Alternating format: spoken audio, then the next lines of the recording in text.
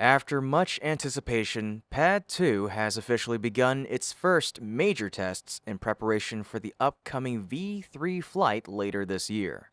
This is the groundbreaking version of Starship featuring several upgraded components that have already begun appearing at the Starfactory. At the same time, SpaceX has successfully supported another mission to resupply the ISS.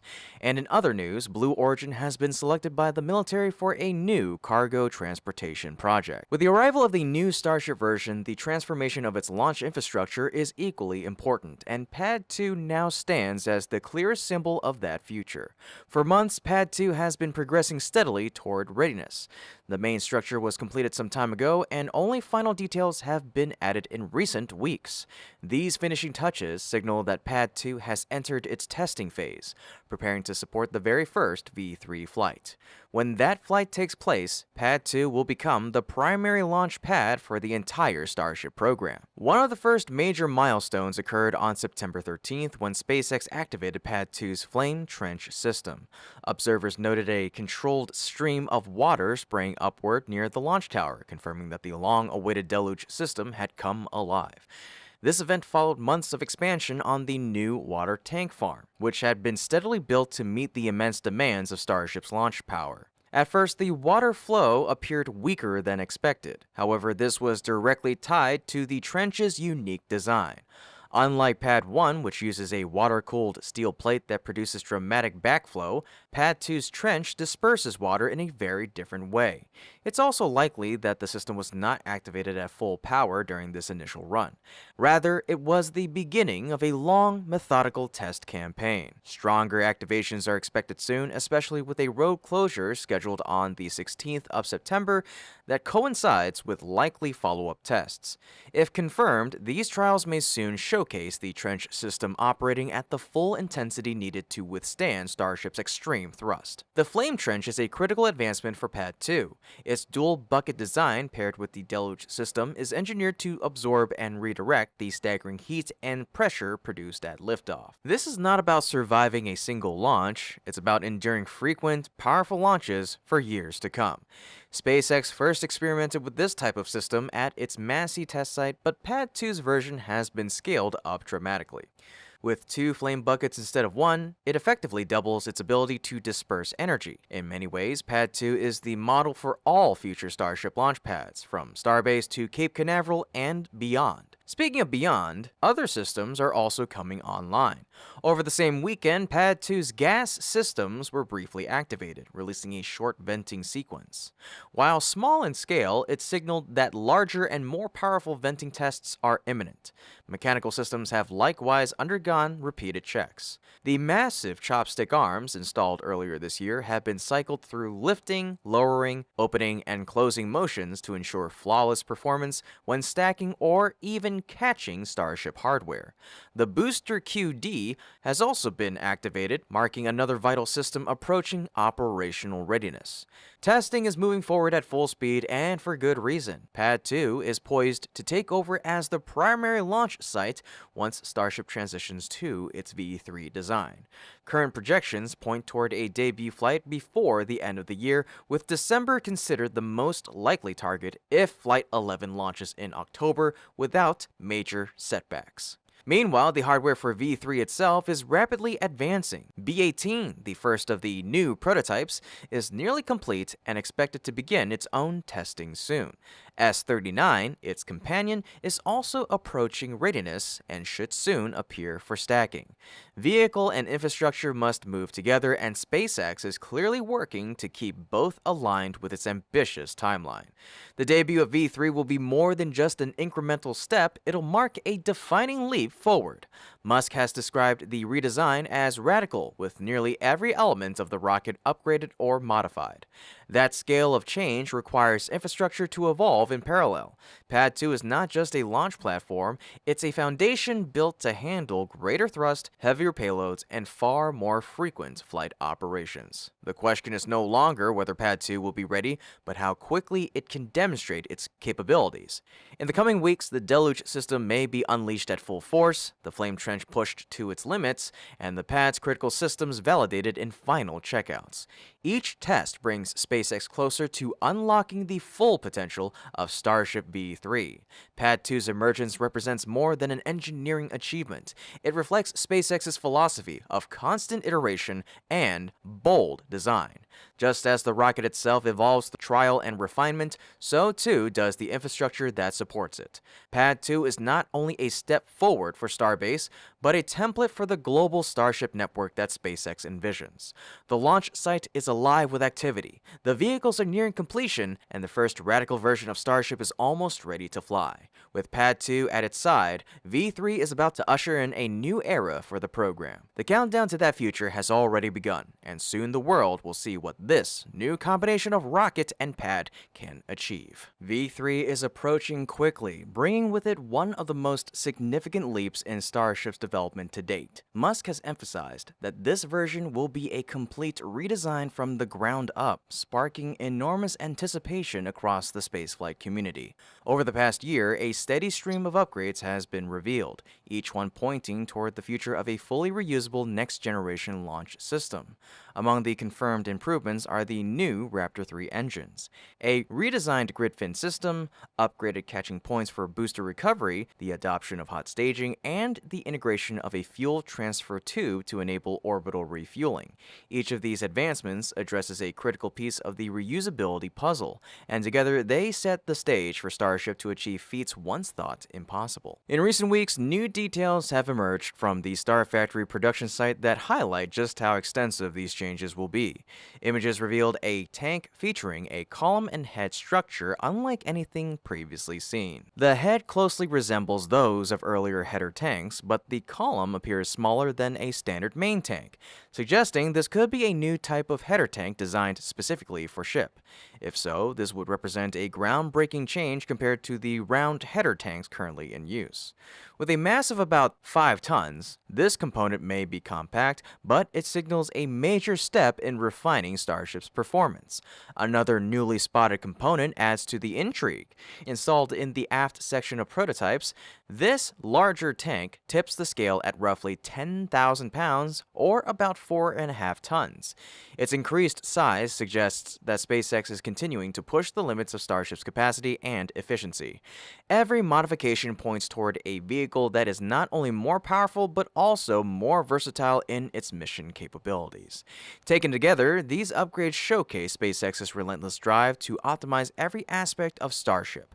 The arrival of V3 later this year will mark the beginning of a new era in the program, one defined by radical redesign and bold ambition.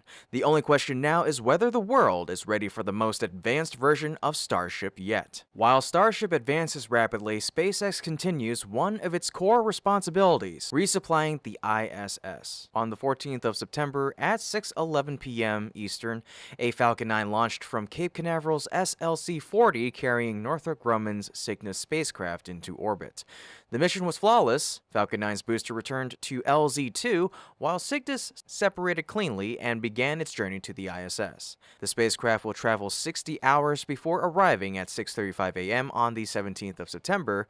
Unlike Dragon, which docks autonomously, Cygnus will be captured by the Canadarm2 robotic arm and berthed to the station. Designated NG-23, the vehicle will remain attached until March of 2026, when it will undock and burn up during re-entry. This mission is significant not only as Northrop Grumman's 23rd ISS delivery, but also as the debut of Cygnus XL. The upgraded freighter expands its capacity from 8,500 pounds to 11,000 pounds, which is nearly a 5,000 kilogram increase.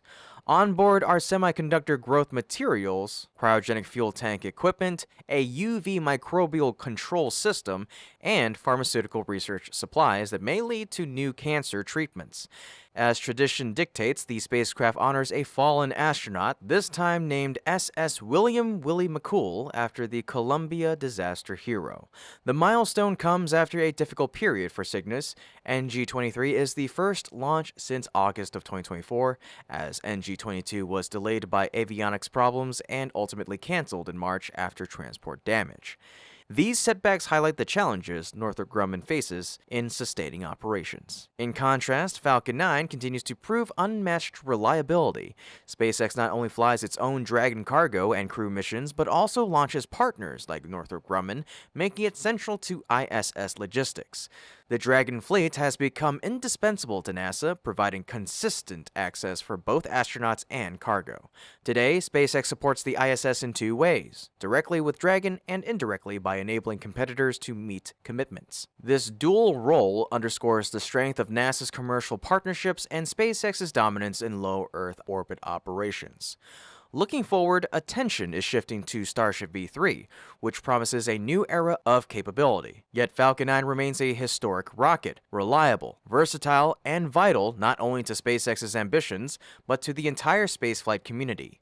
From perfect booster landings to empowering Cygnus, SpaceX continues to redefine launch technology and strengthen the foundation of human space exploration. Meanwhile, Blue Origin has just secured an important contract that places it back in the spotlight as a challenger to SpaceX in military logistics. Alongside defense tech company Anduril, Blue Origin was selected by the U.S. Air Force for a research program on point-to-point rocket transport, aiming to deliver cargo anywhere on Earth in under an hour. The program, called REGAL, or Rocket Experimentation for Global Agile Logistics, awarded $1.3 million to Blue Origin and $1 million to Anduril in August. While Sierra Space and Rocket Lab previously received similar awards, this marks the first for Blue Origin.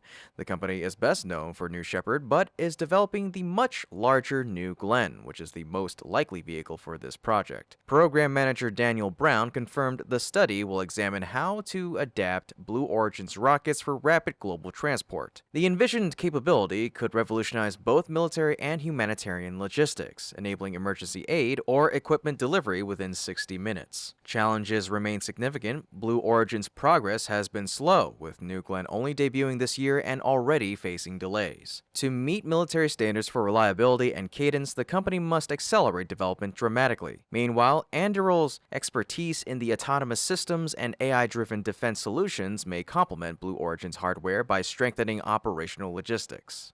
This contract offers both opportunity and pressure. Success would establish Blue Origin as a serious player in rapid response logistics, while failure would reinforce doubts after decades of sluggish progress. For now, SpaceX and Starship remains the leaders, but Blue Origin has a chance to prove it can deliver on one of the most ambitious military goals yet. All eyes now turn to New Glenn and whether it can finally rise to the occasion. What many believed would still be far in the future has now become reality. The Starship transporter that will carry the mighty vehicle from Starbase to Florida has been officially revealed. So how will SpaceX prepare for this next step? Meanwhile, in orbit, Northrop Grumman's Cygnus spacecraft faces a serious challenge. Could SpaceX's Dragon once again come to the rescue? And lastly, Firefly's Alpha rocket has been cleared to return to flight following its setback. SpaceX is pressing ahead with one of its most ambitious expansion efforts to date. While the company's Starbase facility in Texas remains the beating heart of Starship development, Florida is now set to become a major hub for the program as well. Long known as the aerospace capital of the world, Florida is home to historic launch pads and critical infrastructure that have supported generations of missions. Now, with Starship, it is preparing to write the next chapter in spaceflight history. The groundwork for this expansion is already underway. LC-39A, an icon of space exploration that once hosted Apollo missions and now launches Falcon 9 and Heavy, is being significantly renovated for the much larger Starship system. In parallel, Space Launch Complex 37, which SpaceX has recently acquired, is slated for redevelopment. Together, these two facilities demonstrate just how central Florida will become to Starship's future operations. According to current proposals, the scale of activity could be staggering. SpaceX envisions up to 44 Starship launches per year from LC-39A and as many as 76 flights from SLC-37. Such a cadence would be unprecedented for a single rocket family, underscoring Starship's importance not only to SpaceX but to the broader space industry. But there is a challenge. Florida's production systems are not yet ready. Facilities like the Starfactory, the stacking bays, and other critical assembly areas remain incomplete or years away from full capacity. For now, Starships must continue to be built at Starbase in Texas and then transported across the Gulf Texas, and then transported to Florida by way of the sea. How to move a vehicle of such immense size is no small question. Many assumed that only a vessel on the scale of an aircraft carrier would suffice. Recently, however, Musk shed light on the matter, confirming that SpaceX plans to use what he called a watership to ferry starships between Texas and Cape Canaveral. Exactly what a watership will look like is still unclear. It could resemble the drone ships currently used for Falcon 9 booster recoveries, or it might take the form of a massive carrier-like platform capable of hauling multiple starships at once. Transporting them horizontally seems the most practical option. At sea, waves and winds would make upright transport extremely risky, and the legless design of Starship lends itself to horizontal handling. Still, this method brings its own challenges, requiring large cranes and heavy lifting systems at both ends of the journey. It also limits how many starships can fit on a single vessel, which may compel SpaceX to operate 4 or 5 waterships simultaneously to sustain its ambitious cadence. The timeline for this maritime transport system is equally important. The first vessels could be in service as soon as next year, aligning with the expected readiness of LC-39A. This timing could prove critical, as late next year may see milestone missions such as an uncrewed lunar landing demonstration or even the first uncrewed Starship mission to Mars. On the production side, Starbase must continue scaling up to meet demand. The Starfactory is complete but not yet running at full capacity, though output has already increased. The smaller assembly bays are being dismantled, while the massive gigabay rises to replace them. The 2 megabays remain active, ensuring steady progress. Still, a major question lingers. Will all test flights be conducted in Texas before shipping, or will some testing shift to Florida? The answer will shape infrastructure planning on both coasts. Logistics extend beyond construction. Maritime authorities and regulators must ensure that the frequent transport of rockets does not disrupt shipping lanes or create risks. Coordinating such large-scale movements will require close cooperation between SpaceX and government agencies. Yet Musk and his team know this sea bridge is only temporary. Shipping rockets across the Gulf is costly and time-intensive. To realize its long-term vision, SpaceX must bring full-scale production to Florida. Expansion plans already point the way forward. The Roberts Road facility is set to grow, and a Florida Gigabay has been proposed, with construction possibly beginning as early as next year and completion targeted around 2027.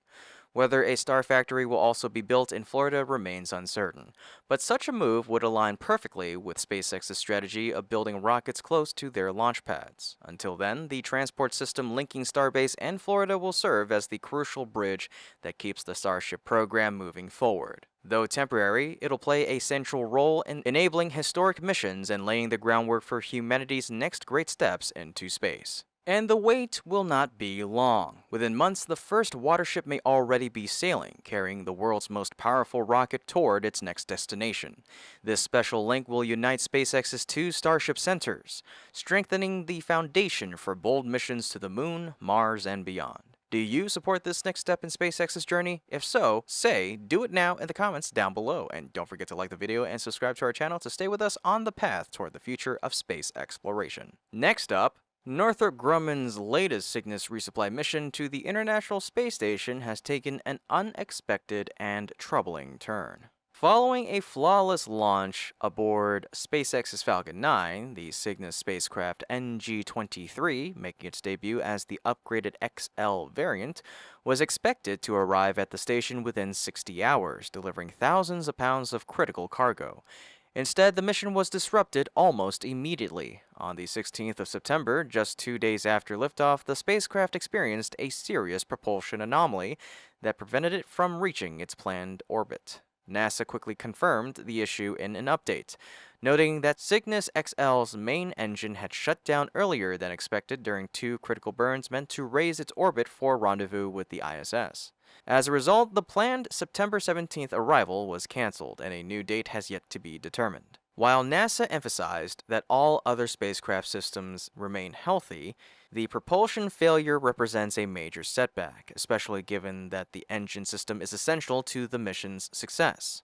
The situation immediately drew comparisons to the problems that have plagued Boeing's Starliner. Propulsion reliability is among the most unforgiving aspects of spaceflight. Once a vehicle is in orbit, direct intervention is impossible. Unless Cygnus can somehow reach the ISS for astronaut-assisted troubleshooting, Northrop Grumman may be left with only remote reconfiguration attempts or, in the worst case, abandoning the spacecraft entirely. The stakes are especially high because Cygnus XL was designed to be a leap forward in capability. Built in Virginia, this upgraded freighter can carry up to 11,000 pounds or 5 metric tons of cargo, significantly more than the roughly 8,500 pounds carried by earlier models. But instead of showcasing this enhanced performance, the XL's inaugural mission has been overshadowed by failure. The setback follows other disappointments, including the NG-22 mission earlier this year, which was canceled after the spacecraft was damaged en route to its launch site. For NASA, the implications are immediate and severe. Every canceled or delayed cargo delivery disrupts the careful cadence of supplies, research, and experiments aboard the ISS.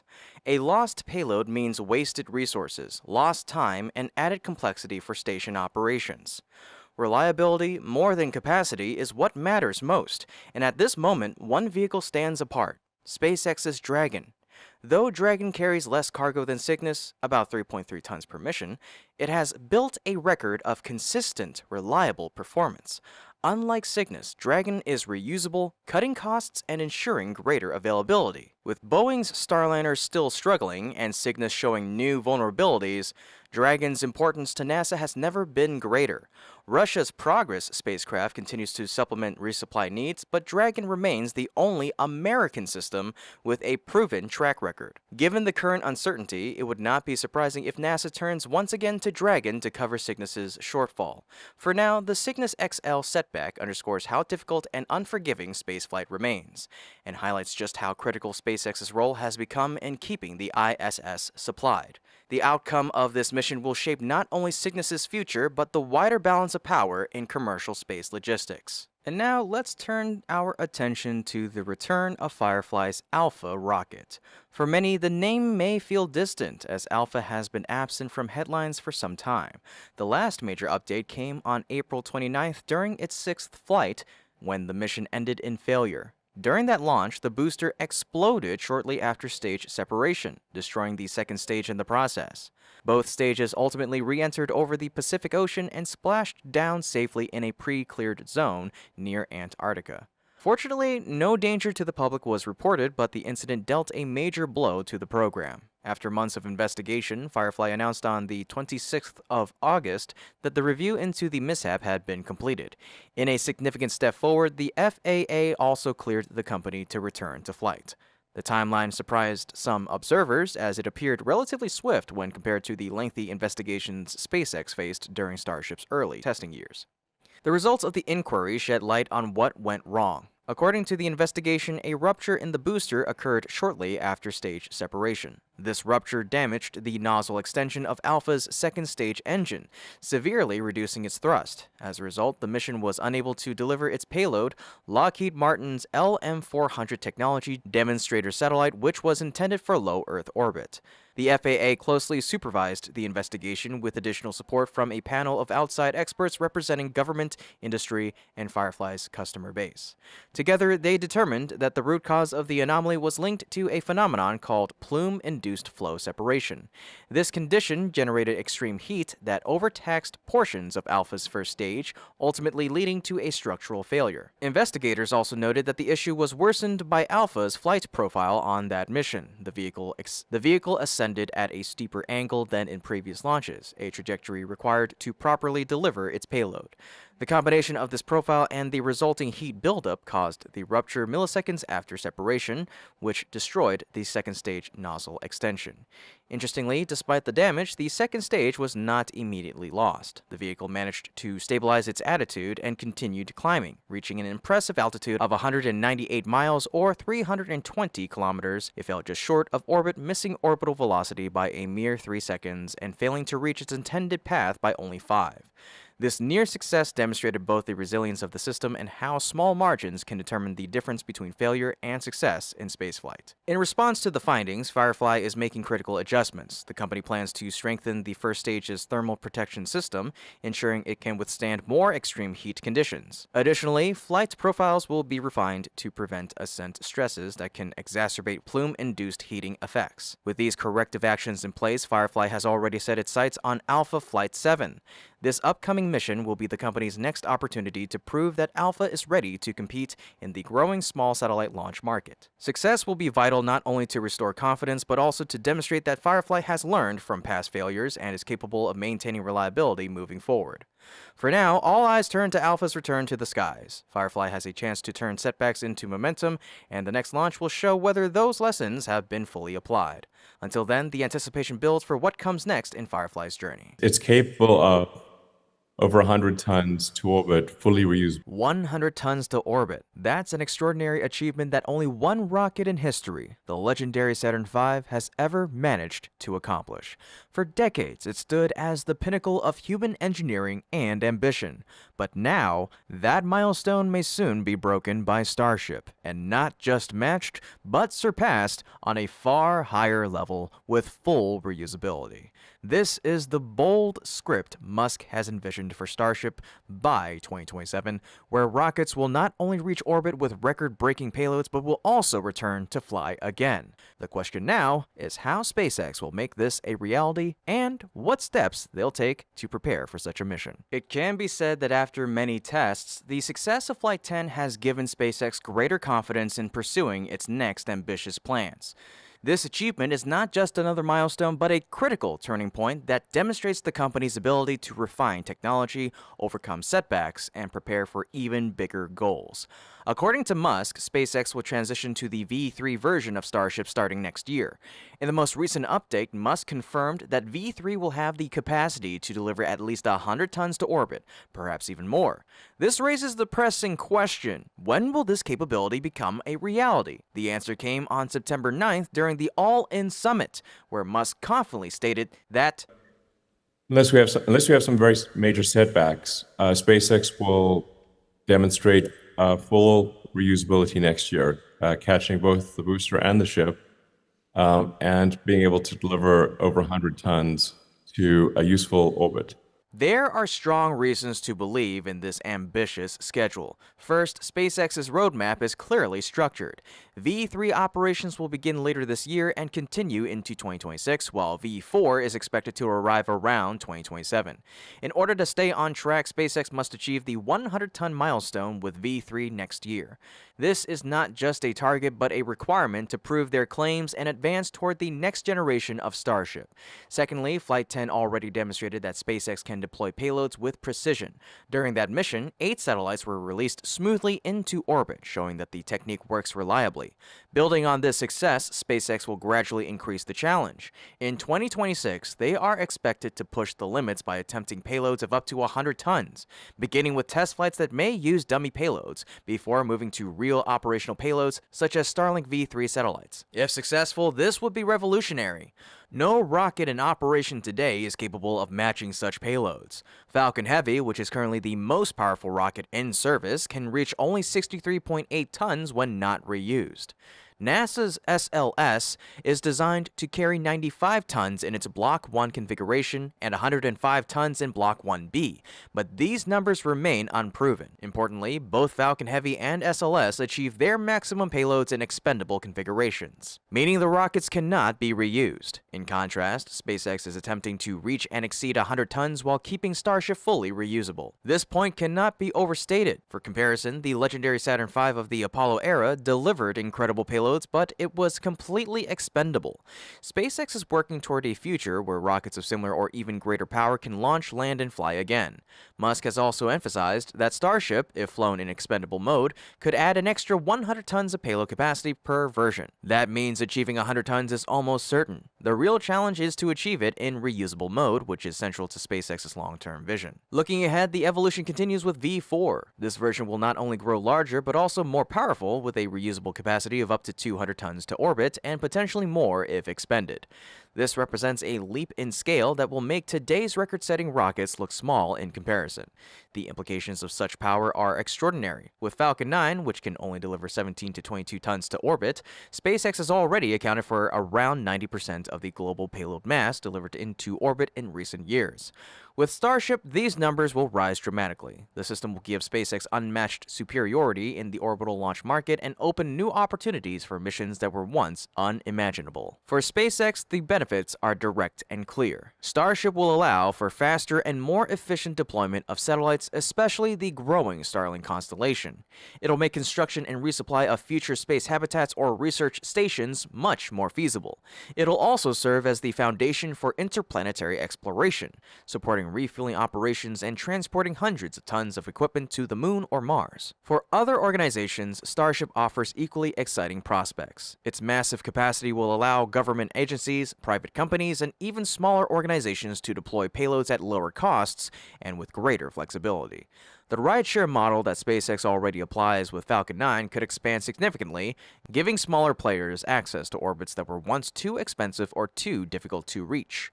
In short, the potential of Starship is enormous, and we are just beginning to see it unfold. Starting with 100 tons to orbit in version V3 next year, SpaceX is preparing to redefine what rockets can do. The journey from here promises to be nothing short of extraordinary. Are you excited to see this insane capability become a reality? If so, reply, "Let's do it" in the comments, like the video, and subscribe to our channel to keep following SpaceX's incredible development journey. Of course, SpaceX will need to overcome many challenges to achieve the remarkable milestone of delivering 100 tons to orbit. This target is far more ambitious than what we saw during Flight 10 or with any current vehicle in operation. The difficulty lies primarily in three factors: successfully achieving orbit, managing larger payloads with increasing complexity, and achieving full reusability. Each factor carries enormous technical challenges, and together they form one of the most ambitious engineering efforts in history. The first and perhaps most pressing challenge is achieving orbit. Despite several impressive demonstrations so far, Starship has not yet fully reached orbital velocity. For example, Flight 10 deployed payloads at an altitude of 190 kilometers, which is still considered suborbital. While this was a critical step forward, it underscored that SpaceX still has to cross the threshold into true orbital flight. According to the current timeline, this may happen as early as Flight 13 in early 2026. Flights 11 and 12, including the first V3 flight, will likely remain suborbital for testing purposes. To break through to orbit, SpaceX must push the performance of both stages further than ever before, particularly the ship itself. Much of this progress will rely on the new Raptor 3 engines, which are expected to deliver improved power and efficiency. Reaching orbit is not just a symbolic milestone. It's essential for payload deployment, for validating Starship's role in global competition, and for demonstrating reliability against rivals like Blue Origin's New Glenn or ULA's Vulcan. Moreover, achieving orbit allows SpaceX to test critical recovery techniques by bringing the ship back to the launch site after completing its mission.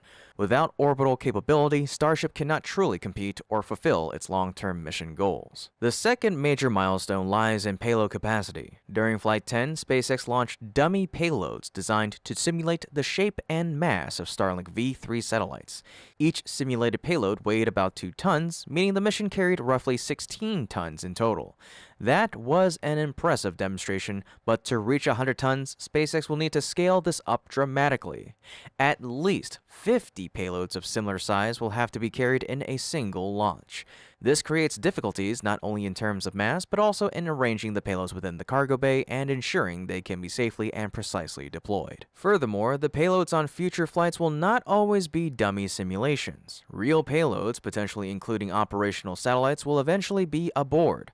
When that happens, every single step of the mission will need to be executed with extreme care. From launch to separation to deployment, the margin for error will shrink dramatically. Any mistakes could risk millions of dollars worth of equipment and disrupt critical services. The transition from test payloads to operational payloads represents a critical leap in complexity that SpaceX must navigate flawlessly. The third and arguably most difficult challenge is full reusability. Unlike Falcon 9, which only recovers and reuses its first stage, Starship must bring back both the Super Heavy booster and the ship itself. This is far more complex because the ship will have already traveled into orbit and deployed its payload before returning to Earth. The conditions it must survive are extreme, particularly during re-entry, which subjects it to searing heat and intense aerodynamic stress. So far, SpaceX has reason to be confident in the booster's recovery. The Super Heavy has successfully landed 3 times, proving that the enormous stage can be controlled and brought back safely. However, even with the booster, challenges remain, such as ensuring consistent engine performance and handling difficult landings at higher angles of attack. If the ship can survive re-entry, the next step is perhaps just as difficult, returning precisely to the launch tower and being caught by the chopsticks. This maneuver demands absolute precision, both in navigation and timing. Any mistake could result in catastrophic damage to the launch site. While SpaceX demonstrated controlled ship landing during Flight 10, combining that skill with a flawless orbital return and chopstick catch will be an immense leap forward. Upcoming flights will give SpaceX opportunities to refine these systems. Flight 11 will continue many of the objectives of Flight 10 despite still using an earlier version of the vehicle. The lessons learned will directly shape the first V3 flights. Notably, Flight 11 will also introduce an upgrade to the heat shield system by using crunch wraps to fill small gaps between tiles. These adjustments show how SpaceX is actively learning and applying solutions from each test. The debut of V3, expected with Flight 12, will mark a radical redesign of the rocket. Musk has already cautioned that pretty much everything changes on the rocket with version 3, and he has acknowledged that there may be some initial teething pains because of the scale of the changes. However, once these initial challenges are overcome, the path will open to flights that attempt orbit, flights that test booster and ship recovery together, and eventually the missions that will attempt to deliver the full 100-ton payload to orbit. Clearly, many factors must come together for this ambitious vision to succeed. Achieving orbit, handling massive payloads, and mastering full reusability are challenges that no company has ever solved before. Yet, if SpaceX can overcome them, the rewards will redefine spaceflight.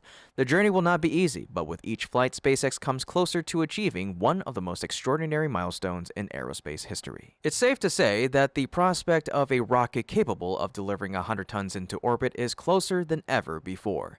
Yet the path to achieving that goal will not be simple, as numerous technical and operational challenges must first be solved. Success will only come once each of those obstacles is overcome. Still, SpaceX can remain confident in the remarkable progress it has already made and the clear roadmap it has set. The miracle once achieved by the Saturn V is ready to be repeated, but this time on an even greater scale. Starship stands poised to affirm its position as the new leader of the aerospace industry, carrying humanity into a future once thought impossible. Which version of Starship is the most powerful? Until recently, the answer was V3, but now a new contender has emerged, the V4. Musk has unveiled this advanced design, featuring major upgrades and bold plans that push the boundaries of what seems possible. So just how powerful is Starship V4, and why does it matter? Right now, we are still in the final flights of Booster V1 and Ship V2. The V3 version is expected to represent a breakthrough transformation for Starship, a step forward in design and capability that will pave the way for greater achievements. For a long time, many people, myself included, believed that V3 would be the giant 150-meter version that has often been hinted at. However, more recent signs have shown that this is not the case. V3 is not that colossal version, and there appears to be another, more advanced design waiting in the future. That version is now officially confirmed. In Musk's technical update presentation just before Flight 10, the existence of a Starship V4 was revealed. In those slides, we saw that V3 is only 124.4 meters tall. This means that the update provided last year is no longer accurate. V3 at this stage should be viewed as a transitional version. It introduces breakthrough upgrades such as new catching points, a redesigned heat shield on ship, an updated hot staging system, redesigned grid fins for Super Heavy, and a new engine model. While those features are impressive, the truly revolutionary changes belong to V4. The most obvious change in V4 is the increase in overall height. This increase was once thought to belong to V3, but it's now been confirmed for the next iteration. Specifically, Starship V4 will stand 142 meters tall. Although it's not quite the 150 meters that many anticipated, it may indicate that a future version could reach that milestone. At 142 meters, Super Heavy will stand at 81 meters tall, which is 10 meters taller than the current V1 booster and 8.7 meters taller than the planned booster V3. The ship will measure 61 meters in height, which is 10.7 meters taller than V1 and nearly 9 meters taller than both V2 and V3. Interestingly, Ship V3 will not see a change in height compared to V2, meaning its focus will be on system upgrades rather than scaling. The increase in height directly translates to an increase in fuel capacity. For Super Heavy, the fuel load will rise to 4,050 tons, which is 800 tons more than Booster V1 and 400 tons more than Booster V3. The ship will carry 2,300 tons of fuel, which is 1,100 tons more than V1, 800 tons more than V2, and 700 tons more than V3. With this expansion in fuel mass and considering the dry mass of the vehicle, Musk estimates that Starship V4 will weigh a total of 7,500 tons. The expanded structure of ship will also allow for a larger payload bay. This will increase Starship's ability to carry more cargo, more passengers, and potentially larger mission payloads for deep space exploration. With greater fuel capacity, the new Raptor 3 engines will provide the enormous power needed to move this vehicle. In fact, Super Heavy V4 is projected to deliver 10,000 tons of thrust, which is the milestone SpaceX has long aimed for. Ship itself will generate 2,300 tons of thrust, an extraordinary figure for a spacecraft that will operate in orbit and beyond. When looking closely at these thrust numbers, there is an interesting detail. Raptor 3 currently produces 280 tons of thrust at sea level and 306 tons in vacuum. With 33 engines on Super Heavy, that amounts to 9,240 tons at liftoff, which is shy of the 10,000-ton milestone. Similarly, ship with its current engine arrangement would only reach about 1,758 tons. This suggests that Starship V4 will not only feature more powerful Raptors, but also increase the number of engines. Musk has already confirmed this. In a recent statement, he revealed that Starship V4 will have 42 engines. This includes 3 additional Raptor vacuum engines for ship, which has been extended in length to accommodate them. In the technical update slides, the updated engine layout for V4 was clearly visible, confirming the expanded configuration. This increase in engine count will push the performance much closer to the targets SpaceX is aiming for. There's also the possibility that further advancements will come with Raptor 3X or even Raptor 4, delivering higher thrust per engine.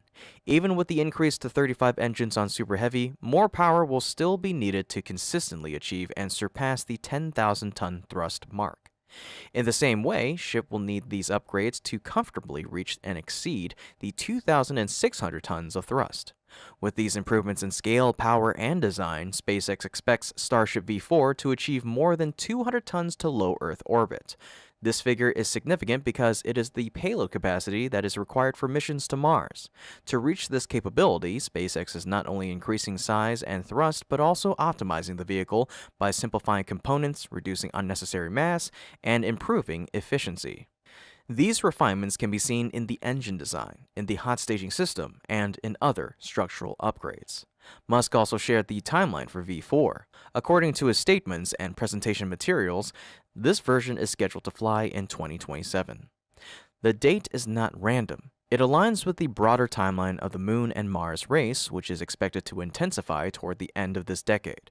In fact, Musk himself has said V3 can get to Mars and might, but V4 is more likely. This makes sense, as V4 will clearly provide the superior performance, capacity, and reliability needed for such missions. In practical terms, V3 will likely still have a role, perhaps in 1 or 2 test missions, including the much-discussed plan to send the Optimus robot on a demonstration flight. But V4 will be the true workhorse, the design that finally meets the needs of full-scale missions to the Moon and Mars. It'll also form the basis for the HLS variant that NASA requires for Artemis and lunar landings. The leap from V3 to V4 represents a bold and ambitious step in SpaceX's Starship program.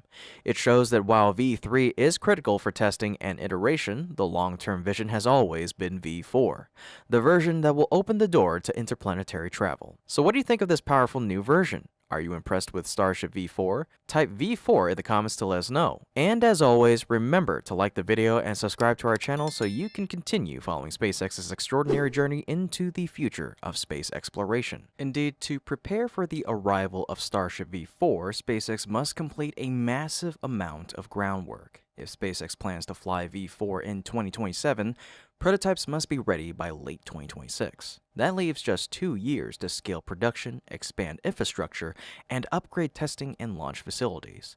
The first step is production. The new Starfactory must reach full capacity, while the massive Gigabay, now under construction, will be essential for assembling taller, heavier V4 prototypes. If completed by mid to late 2026, it will allow stacking at an unprecedented scale. Testing infrastructure must also evolve. Larger test stands, upgraded quick disconnect systems, and expanded sites will be needed to handle more vehicles and validate V4's new engines, structures, and systems. Launch pads will require major upgrades as well. At 142 meters tall, V4 will need taller towers, stronger chopsticks, reinforced orbital launch mounts, and flame trenches. New towers are already being built to support these future flights. Fuel supply is another critical factor. V4's size demands enormous amounts of propellant, so SpaceX is constructing an on-site air separation unit to produce fuel directly at Starbase. This facility is expected to be finished by mid to late 2026, just in time for the first prototypes. If these efforts stay on track, SpaceX will be ready to launch V4 in 2027, pushing Starship closer to its ultimate mission, carrying people and cargo to the Moon, Mars, and beyond. The next 2 years may prove to be the most pivotal in SpaceX's history. But before reaching the monumental V4 version, SpaceX must first enter an exciting and critical phase with Starship V3. According to Musk's most recent technical update, V1 was the version that defined 2023 and 2024. V2 is the focus of 2025, while V3 is planned to dominate the latter half of 2025 and 2026, paving the way for the arrival of V4 in 2027.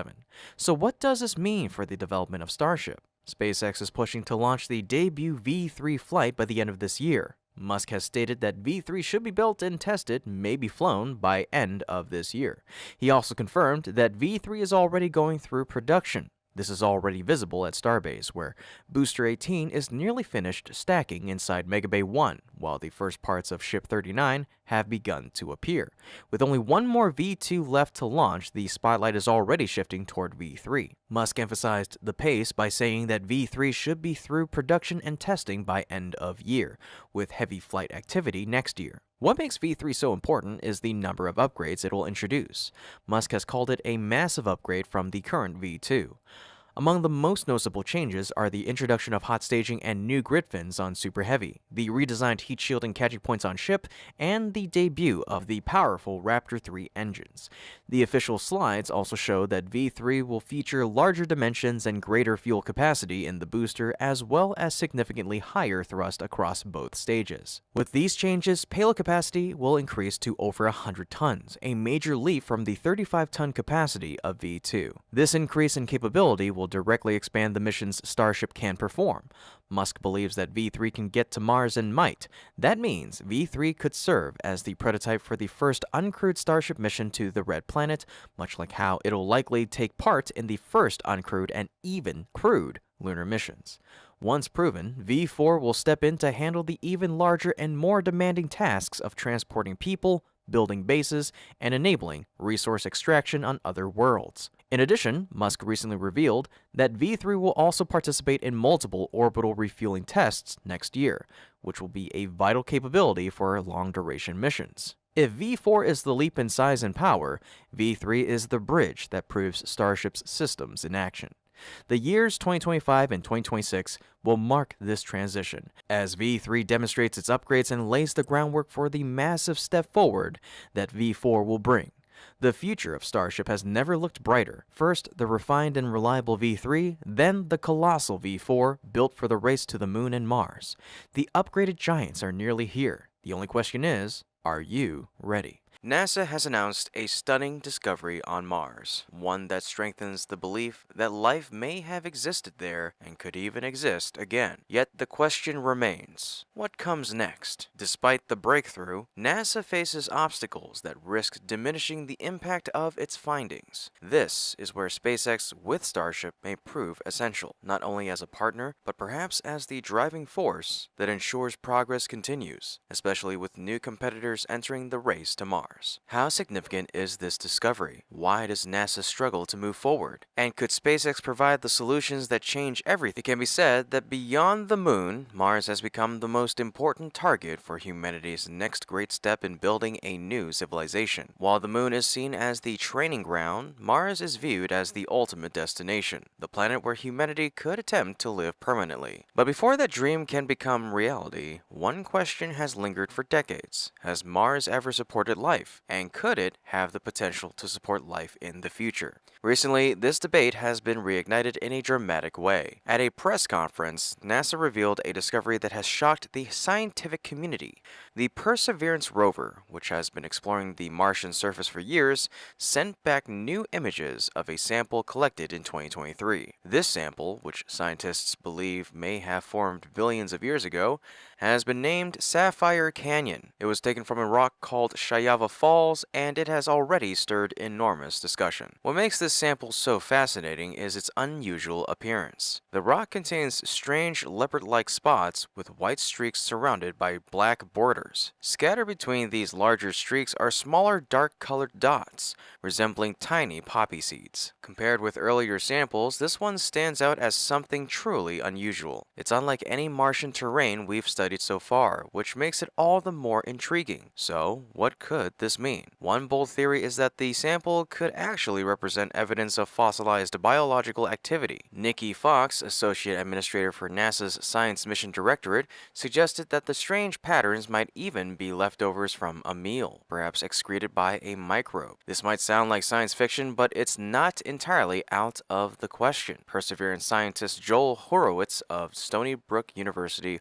also weighed in. Although he leaned more toward geological explanations, he admitted that this type of pattern is often linked to microbial activity. In his words, the microbes are consuming the organic matter in these settings and producing these new minerals as a byproduct of their metabolism. If microbes once lived in Martian rivers or lakes, their activity could have left behind chemical signatures locked in rocks like Shayava Falls. The location of the discovery also adds credibility to the biological theory. Canyon lies within Neretva Vallis, an ancient river valley that stretches for about 400 meters and flows towards Jezero Crater. Jezero has long been believed to have once been a lake, which makes it an excellent place to search for evidence of past life. Where there was once water, they may also have been life. Another prominent theory, however, suggests that these strange spots could be mineralogical rather than biological. According to NASA's official update, the sample may contain minerals such as vivianite and greigite. These minerals typically form where mud interacts chemically with organic material. Vivianite is rich in iron and phosphorus, while greigite contains iron and sulfur. The sedimentary rocks of the Bright Angel Formation, where the sample was found, are composed of clay and silt, which on Earth are known to preserve microbial life. Horowitz explained further, these reactions appear to have taken place shortly after the mud was deposited on the lake bottom. On Earth, reactions like these, which combine organic matter and chemical compounds in mud to form new minerals, are often driven by the activity of microbes. This is what makes the discovery so compelling. Even if the sample does not represent direct evidence of life, the very process by which it formed might still have been linked to biological activity. The minerals alone suggest that conditions favorable to life were once present on Mars. NASA officials underscored just how important this discovery is. Acting Administrator Sean Duffy described it as the closest we've ever come to discovering life on Mars. He went on to call the identification of a potential biosignature a groundbreaking discovery, one that will advance our understanding of Mars and bring us closer to putting American boots on Martian soil. Nikki Fox emphasized NASA's planning and strategy. This finding is the direct result of NASA's effort to strategically plan, develop, and execute a mission able to deliver exactly this type of science. With the publication publication of this peer-reviewed result, NASA makes this available to the wider science community for further study to confirm or refute its biological potential. Still, not every scientist is convinced. Another possibility is that the strange markings formed through purely natural processes unrelated to biology. Factors such as high temperatures, acidic environments, or even the binding effect of organic compounds could have played a role.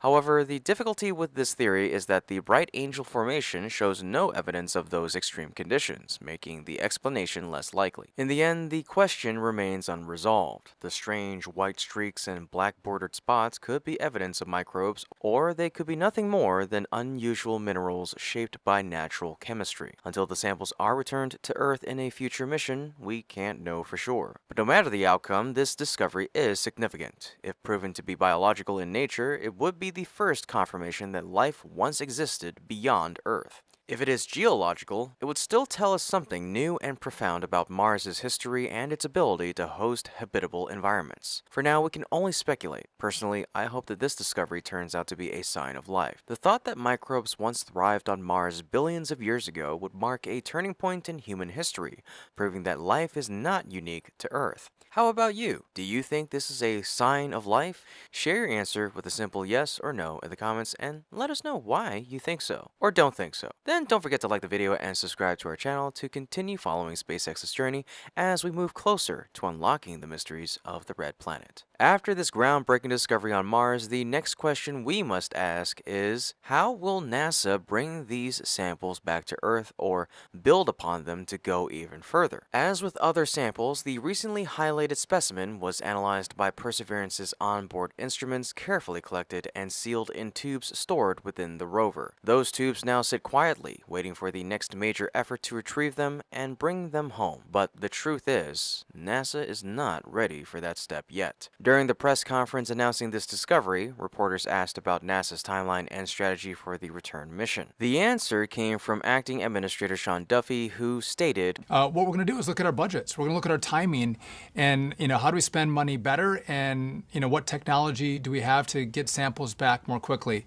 And so that's a current analysis that's happening right now. Such a statement reflects uncertainty. Instead of confidence and direction, the response underscored the vagueness and passivity currently surrounding NASA's approach. The agency has long pursued the Mars Sample Return Program, a massive collaborative effort involving numerous organizations. On paper, it's an ambitious plan. In practice, however, the complexity of combining multiple vehicles from different groups has slowed progress to a crawl. Schedules have slipped repeatedly, leading to the shocking projection that the first samples may not return until around 2040.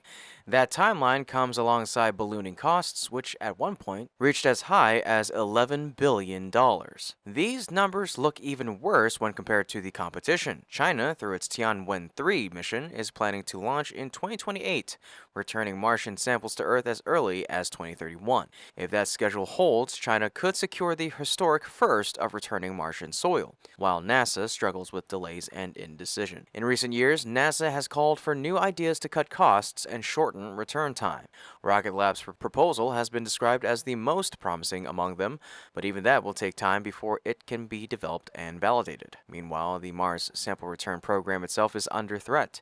It has appeared on proposed budget cut lists, and many believe the Trump administration is shifting focus away from robotic sample return and toward more dramatic goals such as sending humans to Mars directly.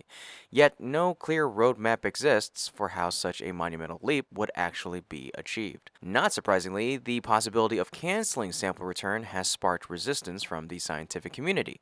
Bruce Jakosky, a senior research scientist at the University of Colorado Boulder, put it bluntly, "Our understanding of Mars has gotten to the point that the questions we're asking can be best addressed with returned samples. To decide not to return them or to put it off to an indefinite future time with human missions would be to take a major step back in exploring the solar system and the universe and continuing to develop our scientific understanding of the world around us." And this is where SpaceX enters the story, holding what might be NASA's best hope of catching up. Despite its share of challenges, Starship has been advancing steadily. Flight 10 has already achieved many important milestones, including significant Super Heavy booster Flight 10 already achieved many important milestones, including significant Super Heavy booster progress and partial success with landings. From there, SpaceX has laid out a remarkably clear roadmap.